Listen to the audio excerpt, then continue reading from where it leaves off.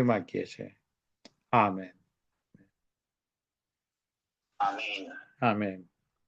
પ્રભુનો આભાર માનીએ છીએ. આ અજાયબ જેવો સમય ને તક પ્રભુએ આપ્યા ને અત્યારે આપણે જે વિષય ઉપર આપણે જોવા માગીએ છીએ કે અમેરિકા હુતીઓ અને ઈરાન સામે જે યુદ્ધ થનાર છે અંગેની ભવિષ્યવાણીઓ પ્રભુના વચનોમાં જે આપણને જોવા મળે છે તેનો અભ્યાસ કરવા માગીએ છીએ. હાલ આપ સર્વ જાણો છો કે અત્યારે અમેરિકા અને યેમેન નું યુદ્ધ તો ચાલી જ રહ્યું છે અને ભયંકર પરિસ્થિતિ અત્યારે સર્જાયેલી છે. અમેરિકા બહુ મોટી તૈયારીઓ કરી રહ્યું છે અને ઈરાન સામે પણ યુદ્ધ ગમે ત્યારે ફાટી નીકળે એવી પરિસ્થિતિમાં અત્યારે આપણે એવા દિવસોમાં જીવી રહ્યા છે અને ત્યારે પ્રભુના વચનો આપણને શું કહી રહ્યા છે એ આપણે ખરેખર સમજવાની બહુ જરૂર છે.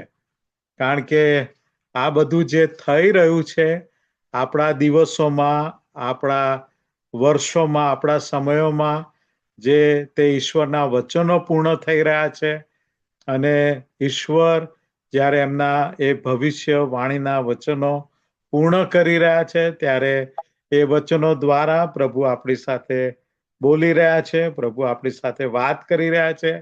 એ બાબત તો આપણે સમજવાની ખૂબ જ જરૂર છે. હાલ જે અમેરિકા અને યમેન વચ્ચે યુદ્ધ ચાલી રહ્યું છે તેનું બેકગ્રાઉન્ડ પણ આપણે જોઈએ.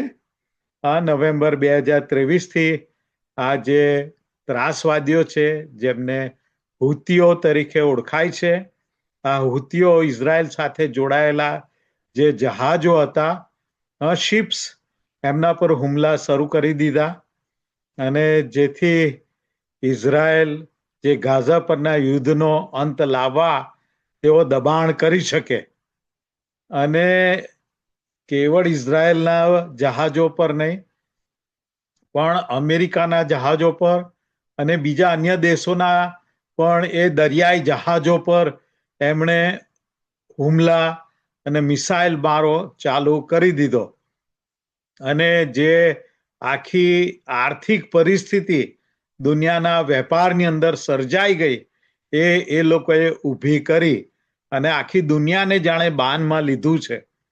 19 જાન્યુઆરીએ ગાઝાના યુદ્ધ વિરામ જાહેર કર્યો ત્યારે આ હુતીઓએ પણ તેનું પાલન કર્યું અને એમણે પણ આ યુદ્ધ વિરામ જાહેર થયો એટલે એ લોકોએ પણ વહાણો પર જે હુમલા કરવામાં આવતા હતા એ એમણે પણ બંધ કરી દીધા અને જ્યારે આ યુદ્ધ વિરામ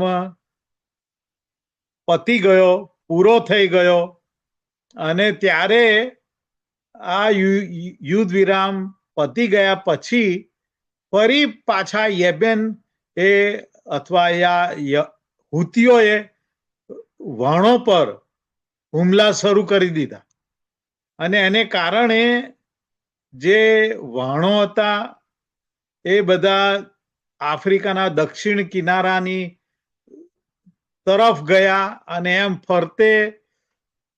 એમ ફરીને પછી યુરોપ તરફ અને અમેરિકા તરફ આવવા લાગ્યા અને એના લીધે જે બાબત બની કે દરિયાઈ જે વેપાર છે એ મોટા ભાગનો દરિયાઈ વેપાર હવે એને બહુ લાંબો રૂટ સફર કાપવી પડે છે. એને કારણે વધુ ખર્ચાળ એ માર્ગ અપનાવવાની ફરજ પડી અને હવે લાલ સમુદ્રમાં થઈને એ લોકો આવી શકતા નથી કારણ કે એમના વહાણો આ યેમેનના આ હુતીઓ એ મિસાઇલ મારો કરીને તોડી પાડે છે ને એને નુકસાન કરે છે અને જેના કારણે જે વીમો કહીએ આપણે ઇન્સ્યોરન્સ એના ખર્ચમાં પણ વધારો થઈ ગયો અને આખા વિશ્વના સ્તરે ફુગાવાના દરને પણ પુષ્કળ અસર પહોંચી છે અને ખૂબ જ મોંઘવારી થઈ ગઈ. એટલું જ નહીં, અમેરિકાના જે યુએસ નેવી એરક્રાફ્ટ કેરિયર્સ કે જે આ અમેરિકાના જે વાહનો હોય એનું રક્ષણ કરવા જતા હોય છે. અને ત્યારે યુએસના નેવી એરક્રાફ્ટ કેરિયર્સ વાહનો એના પર પણ આ હુતીઓએ હુમલા શરૂ કર્યા અને અમેરિકાના એક F-16 ફાઇટર પર ગોળીબાર કર્યો અને યુએસનું ડ્રોન MQ-9 એ પણ તોડી પાડ્યું. અને આ રીતે અમેરિકાને પણ આ યુદ્ધમાં સામેલ કરવાને માટે એ લોકોએ ફરજ પાડી. અને આપણે જોઈએ છે કે પ્રભુનું વચન આપણને ઈર્મિયા પ્રબોધકનું પુસ્તક અને તેનો 49મો અધ્યાય અને 20મી કલમ આપણને આ રીતે જણાવે છે. તે માટે યહોવાનો જે સંકલ્પ તેણે અદોમની વિરુદ્ધ કર્યો છે. અદોમ એટલે એસાવના વંશજો, અને આ એસાવના વંશજો એ બધા જોર્ડનમાં છે. જોર્ડન જે દેશ છે ત્યાં છે. ને તેણે જે ઈરાદા તેમાનના રહેવાસીઓની વિરુદ્ધ કર્યો છે. આ તેમાન એટલે યેમેન, અંગ્રેજીમાં ને યેમેન કહે છે, યેમેનનો દેશ. તે એમાનના રહેવાસીઓની વિરુદ્ધ કર્યો છે તે સાંભળો. ટોળામાંના જે સૌથી નાના તેઓને તેઓ નક્કી ઘસડી લઈ જશે. એટલે કે જે વિશ્વના દેશો છે એમાં સૌથી નાનામાં નાનો દેશ એ તો ઇઝરાયલ દેશ છે. અને આ ઇઝરાયલ ખૂબ નાનો દેશ છે, પણ તે યેમેન ઉપર હુમલા કરીને એને કહે છે કે ઘસડી નાખશે, એવા આ ભવિષ્યવાણીના શબ્દો છે. ને તેઓની સાથે તેઓનું રહેઠાણ ખચિત ઉજ્જળ કરી નાખશે કે છે. અને આપણે ગયા વર્ષે જોયું કે ઇઝરાયલ એ હમાસ સામે લડતા હતા અને હેઝબોલાના ત્રાસવાદીઓ સામે લડતા હતા. અને એટલે પછી યેમેનથી જે મિસાઇલ મારો કરવામાં આવતો હતો એનો કોઈ ઇઝરાયલ જવાબ આપતું નહોતું. અને ઈરાન પરથી પણ કેટલા સેંકડો મિસાઇલો ઇઝરાયલ પર બે વાર છોડવામાં આવ્યા. અને એને કારણે ઇઝરાયલ એ આ બધા યુદ્ધમાં વ્યસ્ત હતું અને યેમેનને કોઈ જવાબ આપતા નહોતા. પણ આખરે જ્યારે હમાસનો જે મુખ્ય આગેવાન હતો જેને તેહરાનની અંદર ઇઝરાયલે મારી નાખ્યો, એટલે તેહરાન જે મુખ્ય રાજધાની છે ઈરાનની ત્યાં, અને નસરલ્લા કે જેને ત્યાં બેઇરુતમાં લેબેનોનની અંદર એને જે મુખ્ય હતો હેઝબોલાનો એને મારી નાખ્યો. અને ત્યારબાદ તો હમાસ અને હેઝબોલા તૂટી પડવા માંડ્યા, કારણ કે એમના પુષ્કળ આગેવાનો માર્યા જવા લાગ્યા. અને એને કારણે પછી એ લોકો ઢીલા પડવા માંડ્યા. તો પણ આ યેમેન ને ના હુતીઓએ ઇઝરાયલ ઉપર મિસાઇલ મારો કરતા હતા, ને એક મિસાઇલ તે તેલ અવીવમાં પડ્યું ને ઘણું નુકસાન થયું. એને કારણે પછી ઇઝરાયલે નક્કી કર્યું કે હવે આપણે યેમેન ઉપર હુમલો કરવો પડશે. અને યેમેન ઉપર ઇઝરાયલે ગયા વર્ષે 2024માં બહુ પ્રચંડ હુમલા કર્યા.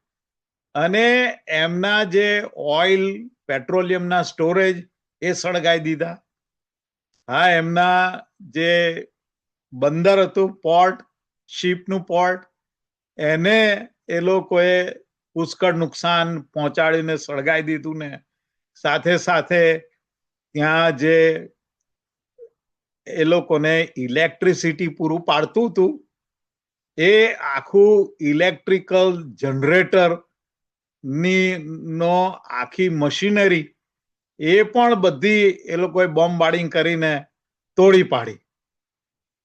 અને યેમેનના અધિકારીઓએ કહ્યું કે આપણે મિસાઇલનો ઉપયોગ એ પરદેશના વેપારી જહાજો પર અને યુએસ અમેરિકાના નૌકાદળના જે વહાણો છે એના પર આપણે કરીએ.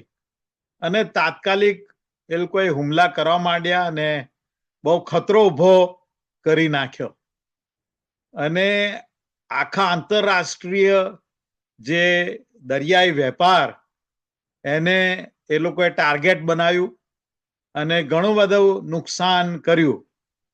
અને એના લીધે પછી અમેરિકાએ પગલા લેવા માટે નિર્ણય કર્યો. હવે આ ઈર્મિયા 49 ને 20મી કલમ એના વિશે જે યહૂદી તાલમુદ છે, જેને ટેલમુડ કહેવામાં આવે છે, એમના એવા એ શાસ્ત્રો છે અથવા એવા પુસ્તકો છે કે જે જાણે કે આ મૂસાના 5 જે નિયમના પુસ્તકો છે અને પ્રબોધકના પુસ્તકો એના પરની કોમેન્ટ્રી કહીએ તો એ કોમેન્ટ્રી અથવા એના વિશે સમજણ આપનાર તો એ ટેલમુડની અંદર ઈર્મિયા 49 અને 20મી કલમ માટે એ લોકો આ રીતે કહે છે. તો પછી હાશેમ, તમે જુઓ કે એ લોકો યહોવા એ શબ્દ બોલતા નથી, કારણ કે 10 આજ્ઞાઓમાંની આજ્ઞા છે કે ઈશ્વરનું નામ વૃથા લેવું નહીં. અને એટલે લોકો હાશેમ એવો હિબ્રુ શબ્દ વાપરે છે. તો પછી હાશેમે એટલે કે ઈશ્વરે અદોમ વિરુદ્ધ જે યોજના ઘડી છે અને તેમાંના એટલે કે યેમેનના રહેવાસીઓ વિરુદ્ધ તેણે શું યોજના બનાવી છે તે સાંભળો. ચોક્કસ ભરવાડ છોકરાઓ તેમને ખેંચી જશે.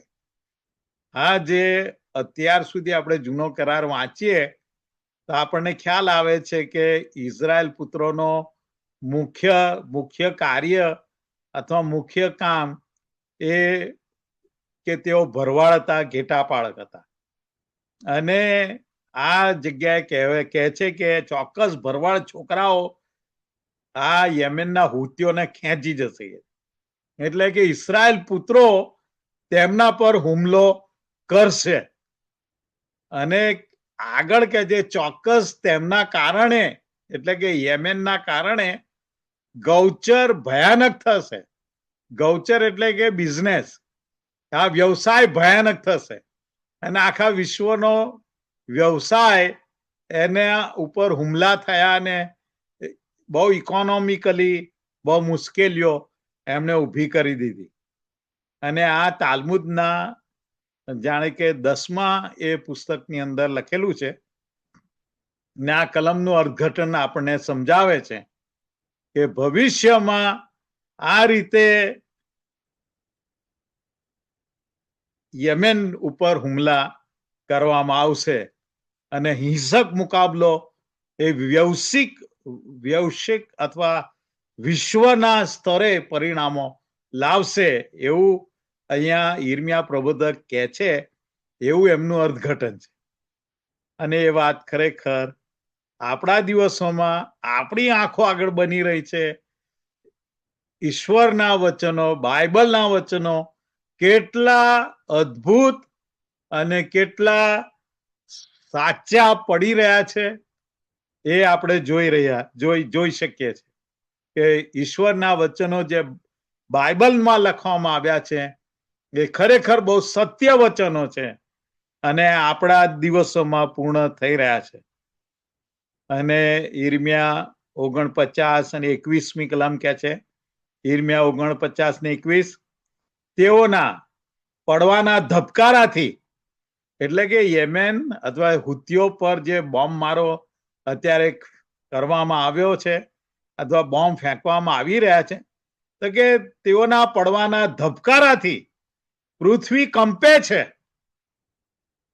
હા, તેનો અવાજ કે જે લાલ સમુદ્ર સુધી સંભળાય છે. એટલા મોટા બોમ્બ મારવામાં આવે છે કે એનો અવાજ છેક રેડ સી સુધી, લાલ સમુદ્ર સુધી સાંભળી શકાય છે. તેમના પતનના અવાજથી પૃથ્વી ધ્રુજી જશે અને એવું જ ખરેખર થઈ રહ્યું છે કે તેઓ પર જે બોમ્બ મારો અત્યારે અમેરિકા કરી રહ્યું છે એનાથી જાણે કે ત્યાંની ધરતી આખી ધ્રુજી જાય છે અને કે છે કે રીડ્સના સમુદ્રમાં ચીસોનો અવાજ સંભળાશે એટલે કે એ લાલ સમુદ્ર સુધી રેડ સી સુધી પણ એમની ચીસો સંભળાશે અને એ વાત સાચી છે. ઘણા વિડીયો મેં જોયા છે કે એ બોમ્બ મારો કરે છે અમેરિકા અને ત્યાંના લોકો જે ચીસો પાડે છે એ ચીસોના અવાજ એટલો મોટો છે. બાઇબલ કહે છે કે રીડ્સના સમુદ્રમાં ચીસોનો અવાજ સંભળાશે. તેઓના પડવાના ધબકારાથી એટલે બોમ્બના પડવાના ધબકારાથી પૃથ્વી કંપે છે ને તેનો અવાજ લાલ સમુદ્ર સુધી સંભળાય છે. અને આ રીતે આપણે જોઈએ છીએ કે પ્રભુના વચનો ખરેખર કેટલા બધા સાચા આપણા દિવસોમાં પરિપૂર્ણ થઈ રહ્યા છે.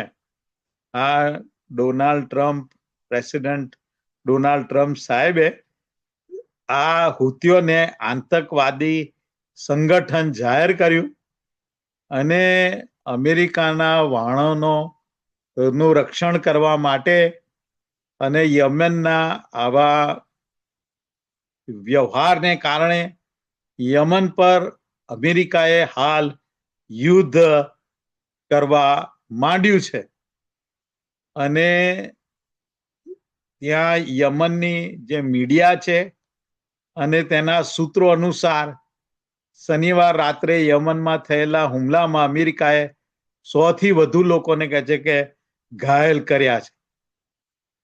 હા, યુએસએ સતત 2 રાતથી યમન પર બોમ્બમારો કરી રહ્યા છે જેમાં હુતી નેતાઓને નિશાન બનાવવામાં આવી રહ્યા છે અને જમીન પર પણ પરિણામ અત્યાર સુધીમાં કહે છે કે 53 લોકોના મોત થયા છે.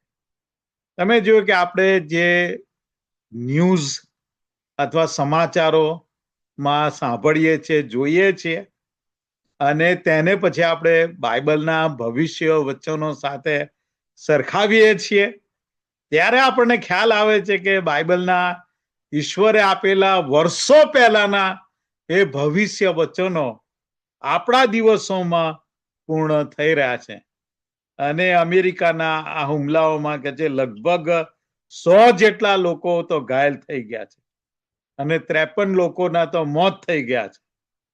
હા, યુએસએ ના હુમલાઓએ હુતીઓના નિયંત્રણ હેઠળની એમની રાજધાની સના છે અને તેની આસપાસનો વિસ્તાર અને એમનો બીજો વિસ્તાર છે સાદા અને એમનું હોદેદા બંદર એ બધા ઉપર હુમલા કર્યા છે અને અમેરિકાએ યુદ્ધ જહાજો આ યુદ્ધને માટે આ પ્રદેશની અંદર મિડલ ઈસ્ટમાં મોકલી દીધેલા છે જે બધા બહુ મોટા એરક્રાફ્ટ કેરિયર છે.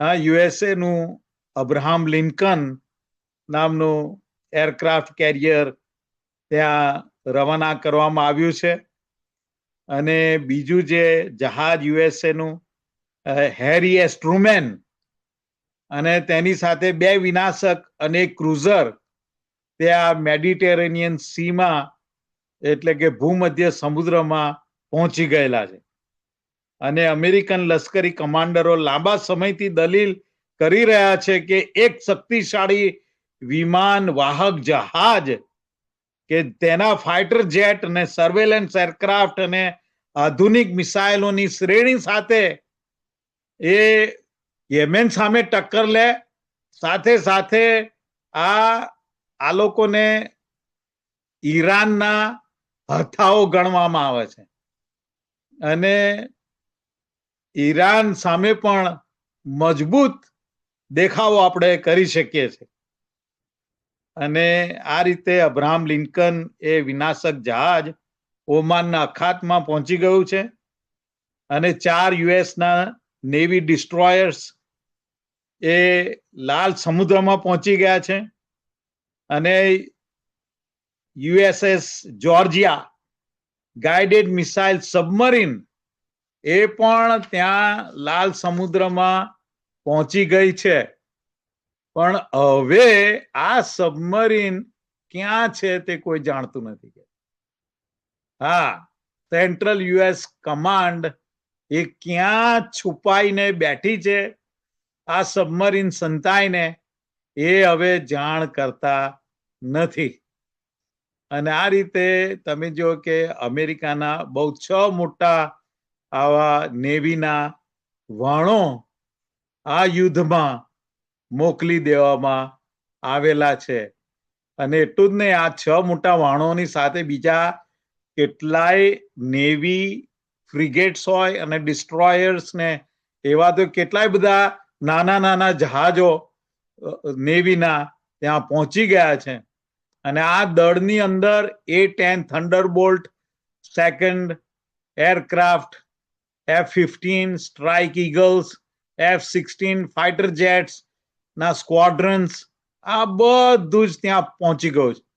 સાથે સાથે F-22 ફાઇટર જેટ્સના ઉમેર્યા હતી. તમે જો કે યુએસએ દળોને બહુ જબરજસ્ત ત્યાં સપોર્ટ મળી રહ્યો છે. અને આ જે ફાઇટર જેટ્સ કે જેને રડાર પર પકડી ના શકાય એવા સ્ટેલ્થ બોમ્બર્સ પણ મોકલવામાં આવ્યા છે. એના વિશે આપણે આગળ જોઈશું. હવે દાનિયેલનું પુસ્તક તમે જો કે અત્યારે હાલ ઈરાન પર હુમલો કરવાની તૈયારીઓ પણ આપણી આંખો સમક્ષ થઈ રહી છે. એટલા માટે આટલું બધું શસ્ત્ર સરંજામ અને નેવી ડિસ્ટ્રોયર્સ ને નેવી એરક્રાફ્ટ કેરિયર્સ બધું મોકલી દેવામાં આવ્યું છે. દાનિયેલનું પુસ્તક 8મો અધ્યાય અને 20મી કલમ, દાનિયેલ 8:20 કે જે 2 શિંગડા વાળો મેઢો ત્યાં જોયો તેઓ માદિયા તથા ઈરાનના રાજાઓ છે. કે માદિયા જે દારિયાવેશ રાજા હતો દાનિયેલના વખતમાં એ માદિયા રાજા હતો. અને કે છે કે તેઓ માદિયા તથા ઈરાનના રાજાઓ છે. 2 શિંગડા વાળો ઘેટો જે તમે જોયો તે માદિયા અને પર્શિયન રાજાઓને સૂચાંકિત કરે છે, સૂચવે છે. અને જોઈએ છીએ કે આ રીતે બાઇબલ જે પર્શિયા અથવા ઈરાનના રાજાઓ જે શબ્દો વાપરે છે એ ખરેખર આપણી આંખો આગળ જ એ બધું બનતું આપણે જોઈ શકીએ છીએ. યિર્મયાહ પ્રબોધકનું પુસ્તક તેનો 49મો અધ્યાય અને તેની 35મી કલમ, જુઓ હું એલામનું ધનુષ્ય તોડી નાખીશ. હવે એલામ એટલે શું? એલામ એ આખો ભૌગોલિક વિસ્તાર છે કે જ્યાં ઈરાનનો દેશ આવેલો છે. અને એને એલામ કે એટલે એલામ એટલે એ હાલનું ઈરાન થયું અથવા પર્શિયા. તો કે હું એલામનું ધનુષ્ય તોડી નાખીશ જે તેમની શક્તિનો મુખ્ય ભાગ છે. સૈન્યોના ઈશ્વર યહોવા કહે છે, જો હું તેઓના બળનો મુખ્ય આધાર એલામના ધનુષ્યને ભાંગી નાખીશ. તમે જો કે 2600 વર્ષો પહેલા લખાયેલા યિર્મયાહના આ ભવિષ્ય વચનો આપણી આગળ અત્યારે હવે પૂર્ણ થઈ રહ્યા છે. અને એટલા માટે તમે જુઓ કે આ બધી જે આગાહીઓ બાઇબલમાં કરવામાં આવી છે એ કેટલી બધી સચોટ છે અને સાચી ને સત્ય પુરવાર થઈ રહી છે. હા, કે છે એલામ પાછલા દિવસોમાં ઇઝરાયલ પર હુમલો કરવાનું છે એવું બાઇબલ સ્પષ્ટ યિર્મયાહ 49:35-39 જણાવે છે. અને આપણે આગળ જોઈ ગયા છે કે 2 વાર ઈરાને સીધા જ ઇઝરાયલ પર હુમલા કર્યા અને પહેલી વારે પણ કેટલા બધા લગભગ 350 જેટલા મિસાઇલ માર્યા, અને ત્યારે પણ એટલા બધા મિસાઇલો જો પડે તો આટલું ટચુકડું ને નાનું ઇઝરાયલ કારનું ખલાસ થઈ જાય. પણ પ્રભુએ એમનું રક્ષણ કર્યું. આ એકાદ બે મિસાઇલ તે પડ્યા પણ એટલું બધું નુકસાન થઈ શક્યું નહીં. આ એકાદ બે વ્યક્તિઓ ત્યારે મરી ગયેલી. આ બીજી વાર જ્યારે એ લોકોએ હુમલો કર્યો કે જ્યારે હેઝબોલાના નસરલાને ઇઝરાયલે મારી નાખ્યો, સાથે સાથે સિરિયામાં જઈને જે ત્યાંના એરપોર્ટ ઉપર જે ઇઝરાયલે હુમલો કર્યો એમાં પણ ઈરાનના કેટલાય એમના એ આર્મીના મોટા મોટા જનરલ મરી ગયા એકચ્યુઅલી. અને ત્યારે બીજો હુમલો ઈરાને કર્યો ને લગભગ 400 જેટલા મિસાઇલ નાખેલા, પણ એમાંનું એકય ત્યાં ઇઝરાયલમાં પડી શક્યું નહીં. બધા જ આકાશમાં તોડી નાખવામાં આવ્યા. કારણ કે ઈશ્વર બાપ યહોવા દેવ ઇઝરાયલની પડખે રહીને તેના દુશ્મનોની સામે લડે છે, એમ બાઇબલ આપણને સ્પષ્ટ કહે છે. અને એટલે ત્યાં લખ્યું છે કે એલામ પાછલા દિવસોમાં ઇઝરાયલ સામે હુમલો કરવાનું કાવતરું કરવા બદલ ઈશ્વરના ચુકાદા હેઠળ આવશે.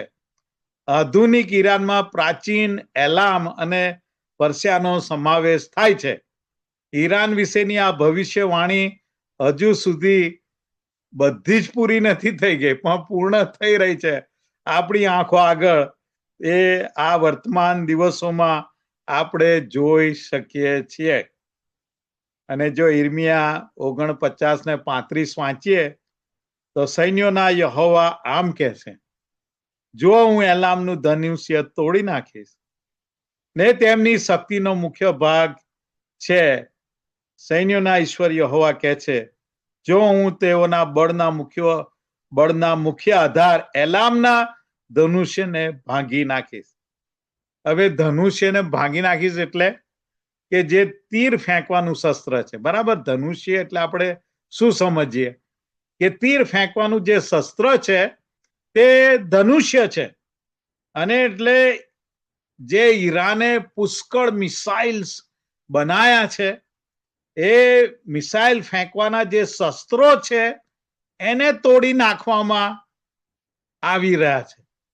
આ કેટલાય બધા ગાઝામાં તોડી નાખ્યા, લેબેનોનમાં તોડી નાખ્યા, યેમેનમાં તોડ્યા, અને હવે ઈરાનમાં પહોંચીને તોડશે એમાં કોઈ શંકાને સ્થાન નથી.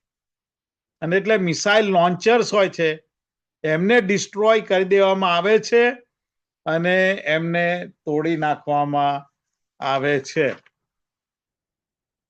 અને આપણે જોઈએ છીએ કે આ 2025ની અંદર અત્યારે હાલના દિવસોમાં એટલી ભયંકર પરિસ્થિતિ સર્જાઈ ગઈ છે કે તેણે થોડા જ દિવસોમાં ઇઝરાયલ અને અમેરિકા ઈરાન પર હુમલા શરૂ કરી દે તો કાંઈ નવાઈની વાત નથી, કોઈ નવાઈની વાત નથી. આ વિસ્તારોની અંદર એટલો બધો તણાવ પેદા થઈ ગયો છે કે યુનાઇટેડ સ્ટેટ્સ લશ્કર ઈરાનને કડક ચેતવણી આપી દીધી છે. અને આપણે જાણીએ છીએ કે જે B-2 સ્ટેલ્થ બોમ્બર્સ એ ઇન્ડિયન ઓશનની અંદર જે ડિયોગો ગાર્સિયા નામના જે ટાપુ છે ત્યાં ઉતારવામાં આવ્યા છે. આ તો 30% જ છે કે છે. એટલા સ્ટેલ્થ બોમ્બર્સ ત્યાં કે છે કે એ એરબેઝ ઉપર ઉતારવામાં આવ્યા છે કે જ્યાંથી તેઓ ઈરાન ઉપર સીધો જ હુમલો કરી શકે. એટલું જ નહીં, આ સ્ટેલ્થ બોમ્બર્સ એટલે એ ટાઈપના આ ફાઇટર જેટ્સ હોય છે કે એકદમ બ્લેક હોય છે, કાળા હોય છે. સાથે સાથે એના ઉપર એવું મટીરિયલ લગાડેલું હોય છે કે રડારના જે રેઝ આવે એ કિરણોને ચૂસી લે છે. અને એ કિરણો પાછા રિફ્લેક્ટ થતા નથી અને પાછા પ્રતિબિંબિત ના થાય એટલે રડારને ખબર ના પડે કે એમના વિસ્તારની અંદર આ બોમ્બરો એર ફાઇટર્સ ઘૂસી આવ્યા છે. એ પેલા લોકોને દેખાય જ નહીં, ખબર જ ના પડે. અને આ બહુ જ મોંઘા બોમ્બર્સ છે અમેરિકાના, અને એને અમેરિકાની બહાર કદી કાઢતા નથી. પણ આ રીતે ત્યાં એરબેઝ ઉપર ઉતારવામાં આવ્યા છે, બધા તો નહીં, એમાંના થોડા 30% કે છે. તો યુદ્ધની પૂરેપૂરી તૈયારી ને સંકેતો આપણને મળી રહ્યા છે. અને આ અમેરિકાના જે શાસ્ત્રગાર છે તેનું આ અદ્યતન વિમાનોમાંનું એક છે B-2 સ્ટેલ્થ બોમ્બર્સ. અને રડાર એને શોધી શકતું નથી, એ રીતેના આ બોમ્બર્સ બનાવેલા છે. અને એટલે દુશ્મન દેશને ખબર ના પડે કે એના વિસ્તારની અંદર આ રીતે અમેરિકાના આ અદ્યતન વિમાનો ભારે, બહુ જ મોટા ભારે બોમ્બ્સ લઈને જઈ શકે છે. અત્યારે યેમેનની અંદર આ હુતીઓ જે મિસાઇલ મારતા હતા એ અંદર ગુફામાં હતા, અંદર બંકરની અંદર.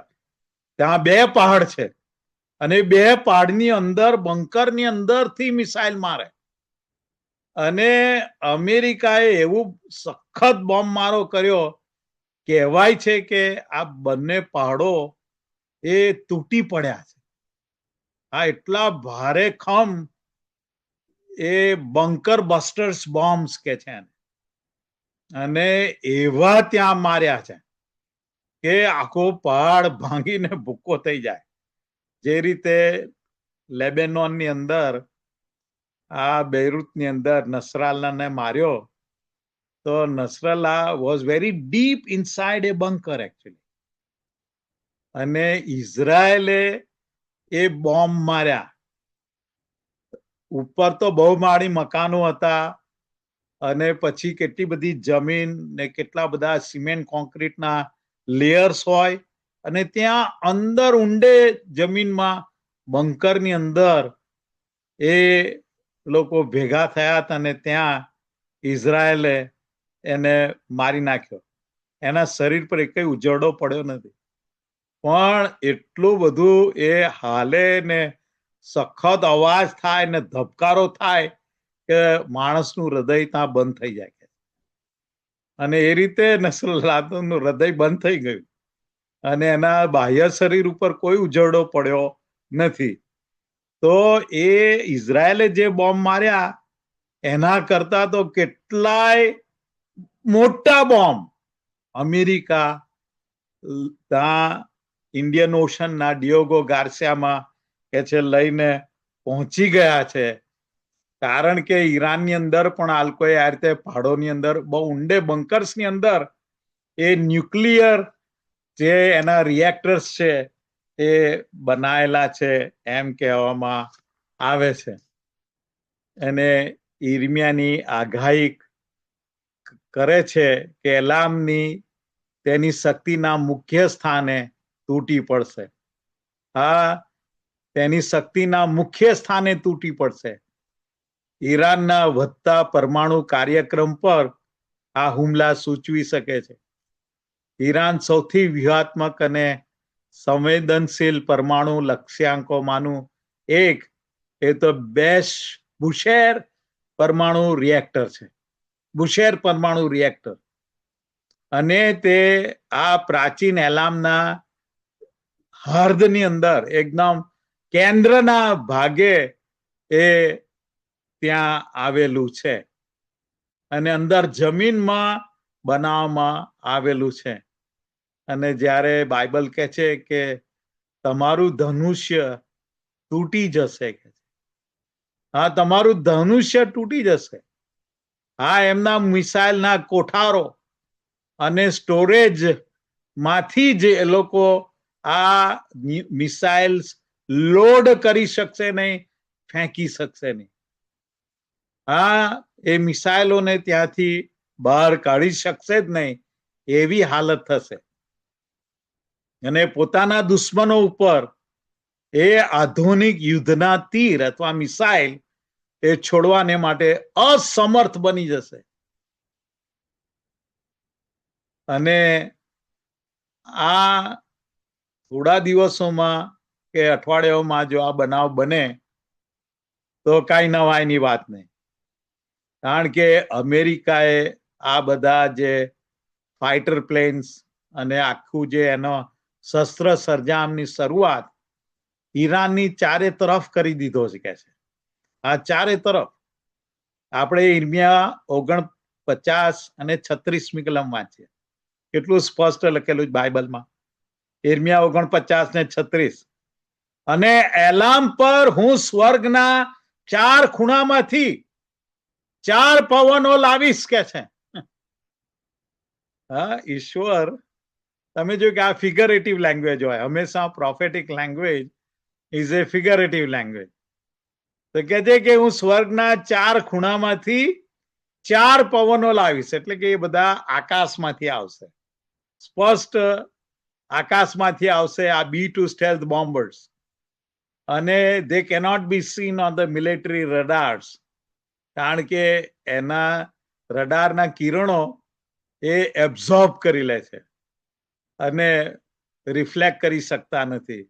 એવા આ B-2 સ્ટેલ્થ બોમ્બર્સ આવશે કે છે. આ 4 પવનો લાવીશ અને તેમને તે બધા પવનો તરફ વિખેરી નાખીશ કે છે. હું તેને વિખેરી નાખીશ. અને એવો કોઈ રાષ્ટ્ર નહીં હોય કે જ્યાં એલામના બહિષ્કૃત લોકો નહીં આવે કે છે. એમને વિખેરી નાખીશ. એ લોકો વિખેરાઈ જશે. કેમ બાઇબલ આવું કહે છે? આકાશની ચારે દિશાઓથી 4 વાયુઓ એલામ પર મોકલીશ અને સર્વ વાયુઓની તરફ તેઓને વિખેરી નાખીશ. અને જ્યાં એલામથી નાઠેલા માણસો નહીં જાય એવો કોઈ દેશ હશે નહીં. હા, અમેરિકાએ સાઉથ કોરિયાના એરબેઝ ઉપર ત્યાં પણ ફાઇટર પ્લેન્સ ઉતાર્યા છે અને તૈયારી કરી છે. ઇઝરાયલમાં તૈયારી કરી છે. હા, ડિયોગો ગાર્સિયા આઇલેન્ડ, જે ટાપુઓ છે ઇન્ડિયન ઓશનમાં, એ બહુ મોટો એરબેઝ છે અમેરિકાનો ને યુકેનો. અને ત્યાં તો આ સ્ટેલ્થ બોમ્બર્સ ઉતાર્યા છે. અને કતારની અંદર પણ ત્યાં પણ અમેરિકાનો એરબેઝ છે ને ત્યાં પણ બધી તૈયારીઓ કરી છે.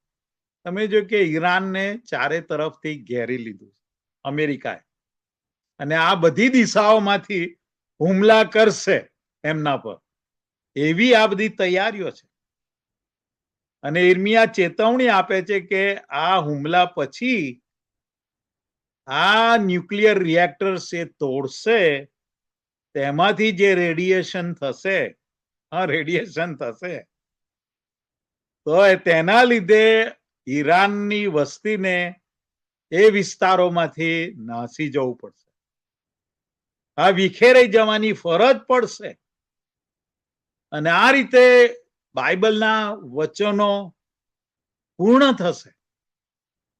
આ ઈરાન દ્વારા એક અલગ પરમાણુ દુર્ઘટનામાંથી ભાગી જવાનું પ્રયાસનું પરિણામ આ થઈ શકવાનું બહુ જ સૂચક છે. બુશેર જે પરમાણુ રિએક્ટર પર હુમલો થાય તો એવી વાસ્તવિક પરિસ્થિતિ સર્જાશે કે એ રેડિયેશન્સના ને લીધે લોકોને ત્યાંથી નાસવું પડશે. કારણ કે આખા વાતાવરણની અંદર એ બધું રેડિયેશન ફેલાઈ જશે. એના કિરણો બહુ મોટી પરિસ્થિતિ, ભયંકર પરિસ્થિતિ સર્જી શકે એવી પરિસ્થિતિ છે. અને હાલ 2-4 દિવસ અગાઉ જ હું સાંભળતો હતો ન્યૂઝમાં, હાલ 2-4 દિવસ અગાઉ જ હાલના એમના આયોતોલા ખોમેની, કે જે એમનો મુખ્ય વડો છે ઈરાનનો અને એમનો ડિક્ટેટર છે, આયોતોલા ખેમેની એ સ્પીચ આપતા હતા અને સ્પીચમાં સ્પષ્ટ રીતે માણસ ગભરાઈ ગયો છે. એ એના બોલવા પરથી જ ખબર પડે છે. હા, એ દાદાગીરી એવી કરે છે કે ટ્રમ્પ સાહેબે કાગળ લખ્યો અને કહ્યું કે ભાઈ આપણે પહેલા સમજાવટ કરીએ, આપણે વાટોઘાટો કરીએ, તમે તમારું આ ન્યુક્લિયર બોમ્બ બનાવવાનું સ્વપ્ન તમે જવા દો.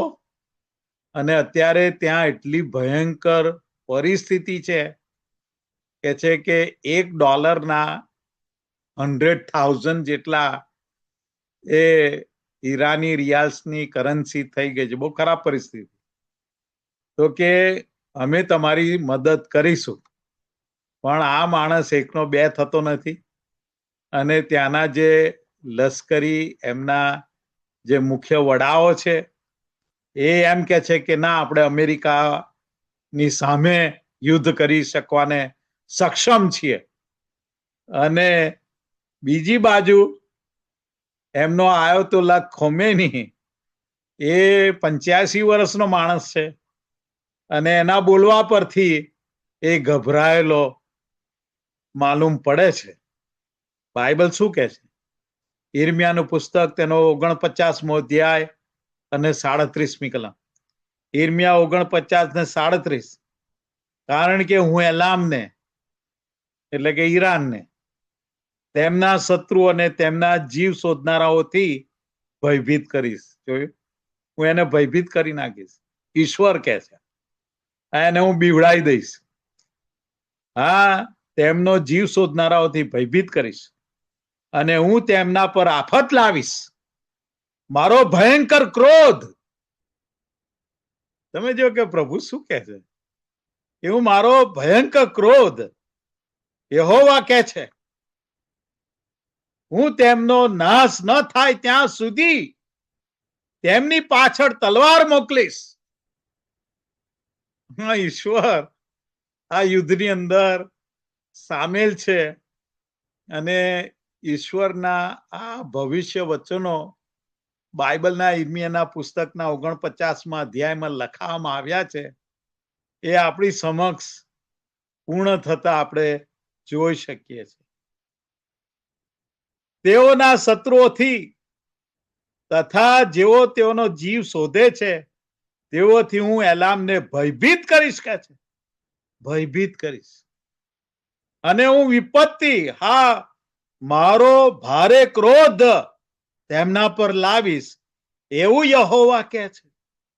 હું તેઓનો નાશ થતા સુધી તેઓની પાછળ તલવાર મોકલીશ. આ યહોવા દેવ ઈરાન પર ગુસ્સે છે અને જેના પરિણામે ઈરાનમાં આ રીતે આફત સર્જાઈ જશે એ બાઇબલ ભવિષ્ય સૂચવે છે. ને આપણે 38મી કલમ વાંચીએ. ઈર્મિયા 49 ને 38. અને હું એલામમાં મારું સિંહાસન સ્થાપીશ. આ બહુ જોવા જેવું છે. હા, પ્રભુ શું કહે છે? હું એલામમાં એટલે કે ઈરાનમાં, પ્રભુ કહે છે, યહોવા દેવ કહે છે, હું મારું સિંહાસન સ્થાપીશ. ઈશ્વર ઓલરેડી આ બાબત કરી રહ્યા છે આપણા દિવસોમાં. અને ત્યાંથી રાજા અને રાજકુમારોનો નાશ કરીશ. આ આયતોલ્લા ખોમેની અને એની સાથે એના બધા લશ્કરી વડાઓ એક પછી એક આમે ઓલરેડી ખલાસ થતા જ આયા છે અને હાલના પણ અત્યારે આ 2025માં નાશ થઈ જાય તો કઈ નવાય નહીં. યહોવા કહે છે પછી 39મી કલમ, પરંતુ છેલ્લા દિવસોમાં એવું થશે કે હું એલામના બંદીવાસને પાછો લાવીશ. હા, ઈરાનમાં અત્યારે બહુ ભયંકર ગુલામી છે. 1979 થી સિન્સ 1979 કે જ્યારે આ આયતોલ્લા ખેમેનીએ એમના ઉપર કબજો જમાઈ લીધો અને એમનો સમૂહ તૈયાર થઈ ગયો અને પર્શિયાના લોકો, ઈરાનના લોકો ભયંકર ગુલામગીરી નીચે જીવી રહ્યા છે. તો કે આ હું ગુલામગીરી હું ફેરવી નાખીશ, ઈશ્વર કે. એટલે કે આયોતોલ્લા ખોમેનીને એ ઉખેડી નાખશે અથવા એનો અંત લાવી દેશે. કે છે કે હું એલામના બંદીવાસને પાછો ફેરવી નાખીશ કે. યહોવા કે છે. પછી ત્યાં 38મી કલમ વાંચીએ આપણે, 37 વાંચીએ 38. હું એલામમાં મારું રાજ્ય સ્થાપન કરીશ કે છે. ઈશ્વર કે છે 38મી કલમમાં કે હું એલામમાં મારું રાજ્ય સ્થાપન કરીશ ને તેમાંથી રાજા તથા સરદારોને નષ્ટ કરીશ, એવું યહોવા કે છે. અને 39મી કલમ, પણ પાછલા દિવસોમાં હું એલામનો બંદીવાસ ફેરવી નાખીશ, એવું યહોવા કે છે. અને એક્ઝેક્ટલી આવું થઈ રહ્યું છે. આ દિવસોમાં મોટી સંખ્યામાં, ખૂબ જ મોટી સંખ્યામાં ઈરાનના લોકો પાપની ગુલામી માંથી છુટકારો પામીને ઘણા લોકો ઈરાનમાં તારણ પામી રહ્યા છે આજે. પાપની ગુલામગીરીમાંથી પણ એ લોકો છુટકારો પામી રહ્યા છે. આ ઈર્મિયાની ભવિષ્યવાણી કેટલી સચોટ આપણી આંખો આગળ પૂરી થઈ રહી છે. પ્રભુ ઈસુનો સ્વીકાર કરનારા ઈરાનીઓ વિશ્વની સૌથી મોટી સંખ્યામાં છે. બહુ મોટી સંખ્યામાં પ્રભુ ઈસુનો સ્વીકાર ઈરાની લોકો કરી રહ્યા છે. યહોવા દેવ એલામમાં એટલે કે ઈરાનમાં પોતાનું સિંહાસન લોકોના હૃદયોમાં સ્થાપી રહ્યા છે. અને વાલાઓ 1979 થી 1979માં ઈરાનની અંદર ફક્ત 500 જ વિશ્વાસીઓ હતા. કેટલા? 500 જ ખ્રિસ્તી લોકો હતા. પણ આજે તો કે છે કે ઘણા મિલિયન લોકો સુધી ઈરાનમાં સૌથી ઝડપથી વિકસતી ઇવેન્જેલિકલ વસ્તી છે કે અમે જે કે મિલિયન્સ લોકો સુધી પ્રભુ ઈસુનું કાર્ય ઈરાનીઓ મધ્યે થઈ રહ્યું છે. અને કે જે આખા વિશ્વમાં સૌથી ઝડપથી વિકસતી જો ઇવેન્જેલિકલ વસ્તી હોય તો એ ઈરાનમાં છે. આ ઈરાનમાં છે. ખ્રિસ્તી ધર્મ એટલી ઝડપથી વધી રહ્યો છે કે આ વિકાસને રોકવાને માટે કઠોરમાં કઠોર નીતિઓ ઈરાનની સરકાર દ્વારા ને આયતોલ્લા ખોમેની દ્વારા કરવામાં આવી રહી છે. ભયંકર સતાવણી કરવામાં આવે છે, લોકોને મારવામાં આવે છે અને મારી નાખવામાં આવે છે. પણ છતાંય વધારે ને વધારે લોકો પ્રભુ ઈસુ પરના વિશ્વાસમાં આવી રહ્યા છે ને સામેલ થઈ રહ્યા છે. અને પ્રભુ ઈસુ એટલા બધા ઈરાની લોકોને કે છે કે દર્શનો આપે છે ને દર્શનમાં એમને દેખાય છે અને એ લોકો પ્રભુ ઈસુનો અંગીકાર કરી લે છે, સ્વીકાર કરી લે છે. આર્થિક પરિસ્થિતિએ તો માજા મૂકી દીધી છે. ભયંકર ગરીબી છે. $1 એ લોકોની કરન્સી પ્રમાણે તો 100,000 ઉપર પહોંચી ગયું છે. અને લોકોની કફોડી હાલત છે. પ્રભુ ઈસુ સિવાય એમની કોઈ સહાય ને મદદ નથી.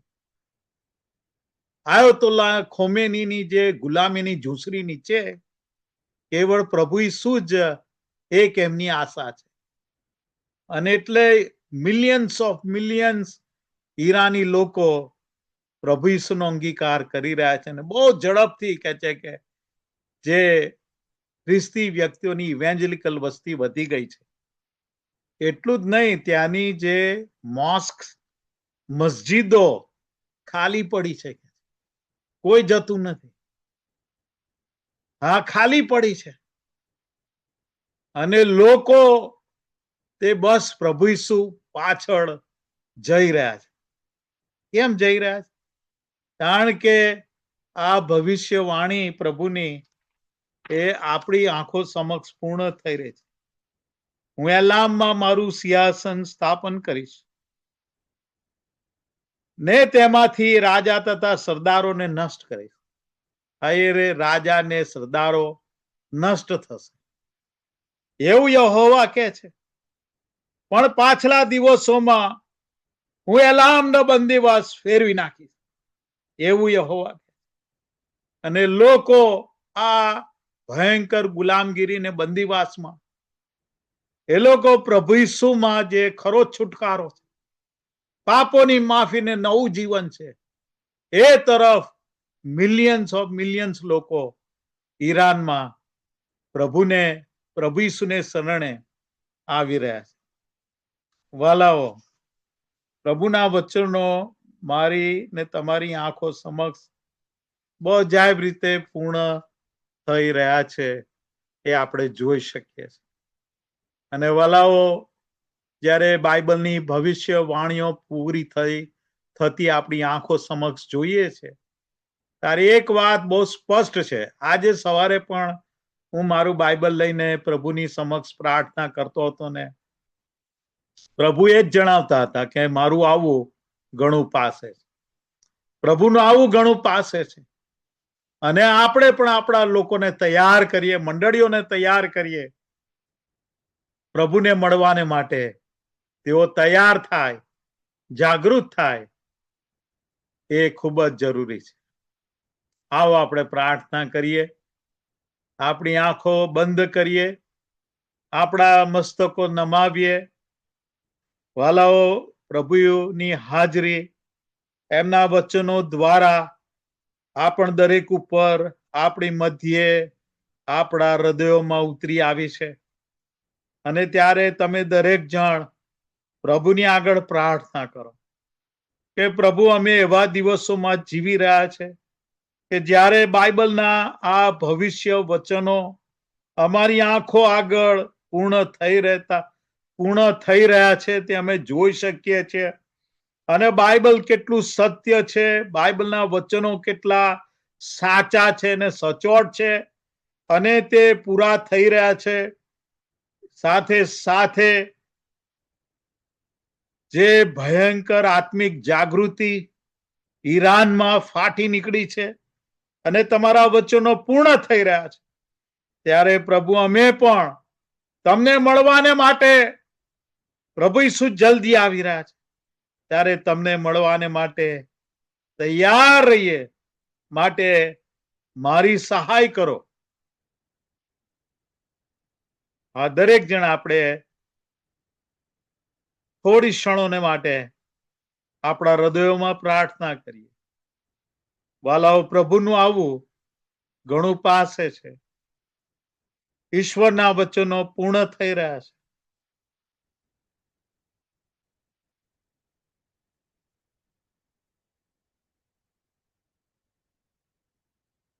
અમારા સર્વશક્તિમાન, અમારા જીવતા ઈશ્વર પિતા, પ્રભુ, આભાર માનીએ છીએ, તમારી સ્તુતિ કરીએ છીએ કે પ્રભુ બાઇબલના આ ભવિષ્ય વચનો કેટલા વર્ષો અગાઉ પ્રભુ તમે લખાવ્યા, કે જે પ્રભુ ઈસુના બીજા આવા સંબંધી તે જોડાયેલા છે, સંકળાયેલા છે, કે જેથી અમારી આગળ એ ચિહ્નો પૂર્ણ થઈ રહ્યા છે કે અમારા પ્રભુનું આવું ઘણું પાસે છે. અને જે બાબતો અને જે બનાવો અને જે યુદ્ધો પ્રભુ અમારી આંખો સમક્ષ થઈ રહ્યા છે, પ્રભુ એ બતાવે છે કે બાઇબલના વચનો પૂરા થઈ રહ્યા છે. અને અમારા વાલા પ્રભુ ઈસુનું આવું ઘણું પાસે છે. ત્યારે અમે વધુ નમ્ર બનીએ છીએ. પ્રભુ, અમારા પાપનો પસ્તાવો કરીએ છીએ. પ્રભુ ઈસુના લોહીથી અમને ધુઓ અને શુદ્ધ કરો, અને તમારા પવિત્ર આત્માથી અમને ભરપૂર કરો. અને પ્રભુ, આત્મિક ઊંચાઈઓ પર આગળ વધવાને માટે તમારી પુષ્કળ કૃપા આપો. એ જ અમારી પ્રાર્થના છે. અને પ્રભુ, આ છેલ્લા સમયો છે, છેલ્લા દિવસો છે. અમારા પ્રભુનું આવું ઘણું પાસે છે.